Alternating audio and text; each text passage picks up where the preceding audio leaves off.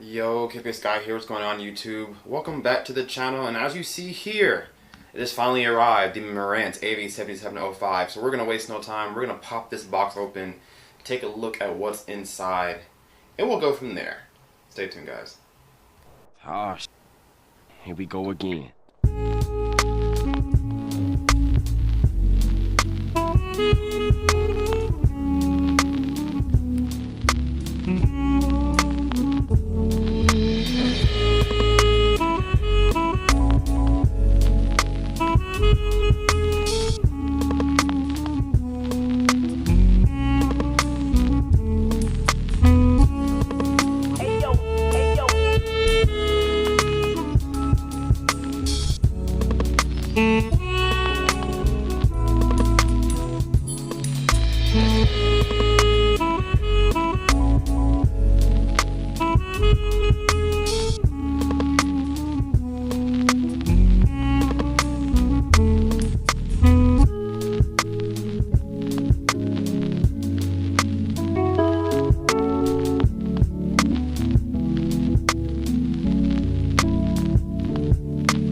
Beautiful women are like powerful magnets.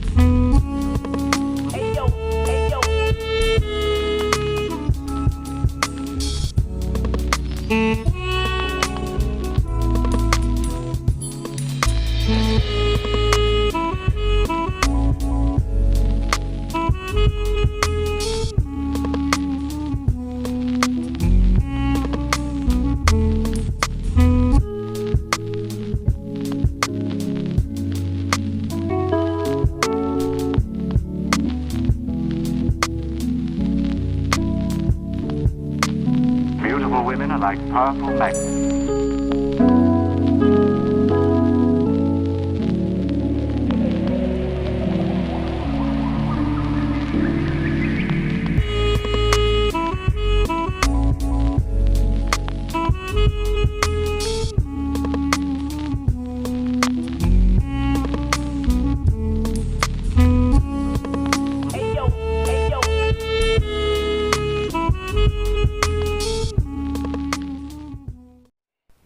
Now, before we continue with this video, I do want to say and show you guys something. So if you watched my last video, you guys know that I just got my 4 wisdom teeth taken out. And so I kind of sound funny and it's kind of a little bit hard to talk, but I'm overall in really good condition, no pain at all. But there's a funny moment.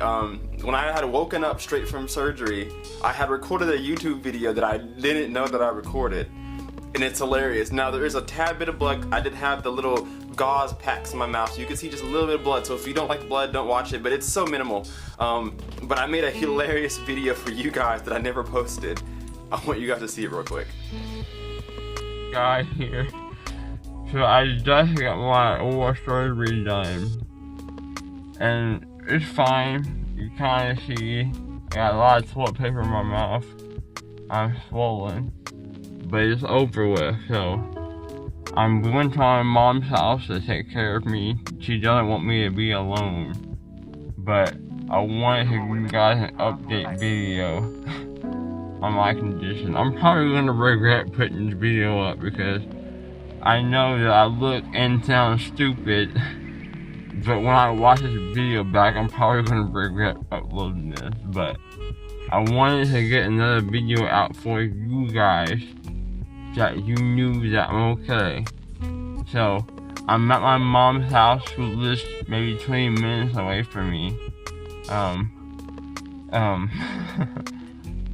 here now getting my medicine, and I'm probably gonna be asleep for most of this day. So I don't want nobody's roasting in the comments. Don't roast me. I don't want no emojis with the laughing faces, ha ha ha, whatever. What I need is some hugs and some kisses from my female viewers, not my men. I don't want my men kissing me. I'll take the females, but I won't be taking no guys. But anyway, I just wanted to make a video for you guys, let you know that I got my surgery done. I got crap in my mouth, my lips are numb. I feel like an idiot. I probably sound like an idiot, but heck. So that's just a quick update, and you better like this video because I look stupid and sound stupid. So you better like this video. I'm playing. Like my video, subscribe. We'll see you guys in the next video. Kpaceguy out. Now I hope you guys found that video as funny as I did. I didn't know that I made that video until I was more conscious, and I woke up later on in the day and I thought it was a dream, but then I actually watched the video and I died laughing, guys. So I'm in good condition, but anyway, let's get back to the Marantz. Just want to make you a funny video.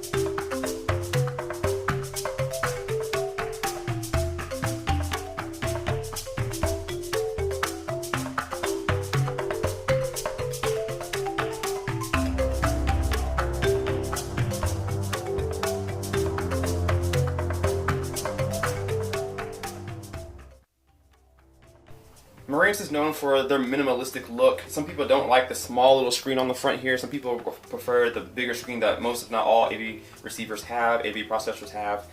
And Marantz sticks true to what they're used to. But they do have a bigger screen on the bottom here, which you may or may not ever use.